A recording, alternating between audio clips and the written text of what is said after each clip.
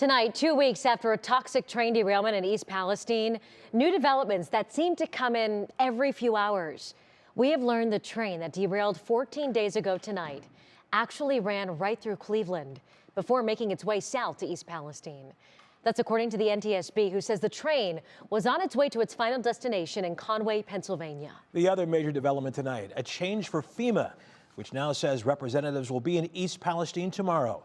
Both Senator Sherrod Brown and Governor Mike DeWine had requested the agency's help. And there's word tonight that former President Donald Trump will be in East Palestine as well next week. In a tweet on his son Donald Trump Jr.'s Twitter account, Trump announced his visit on Wednesday. Once again, today marks 2 weeks since the train derailment, which continues to cause ripple effects in Columbiana County.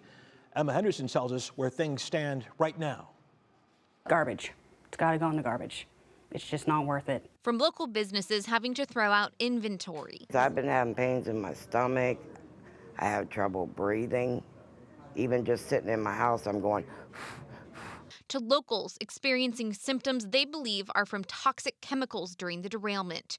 We have talked to so many East Palestine residents about the uncertainty and fear that clouds the last 14 days of their lives, even to downright frustration. Everything's just great. Why are we getting sick? Why do we have this overwhelming chemical smell in our homes? Lawyers came to town to take cases and notify people of their rights, while politicians visited to see what had happened firsthand. And hundreds of residents came together, hoping to find answers to their thousands of questions.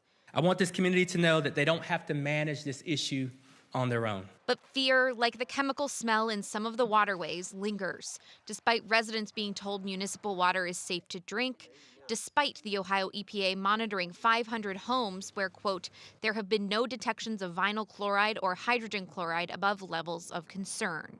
Now we know FEMA will arrive on Saturday, and that the Ohio Department of Health will be establishing a clinic for East Palestine residents. And Governor Mike DeWine says it should all be on the railroad's dime.